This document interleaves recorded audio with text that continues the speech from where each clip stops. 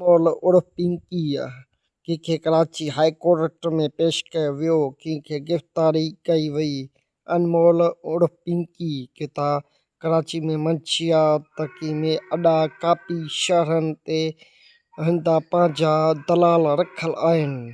किथे गिरफ़्तारी आजी सिंध जावेद आलम ओढे जी सरपरस्ती में हुकुम ॾिनो वियो। डीआईजी सखर खे डीआईजी लारकन खे हर ज़िले जे अंदरि केस दाख़िल कया विया।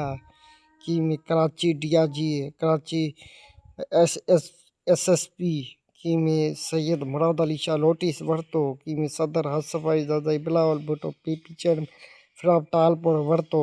में गिरफ़्तारी अमल में आंदी वई। में रिमांड में रखायो वियो।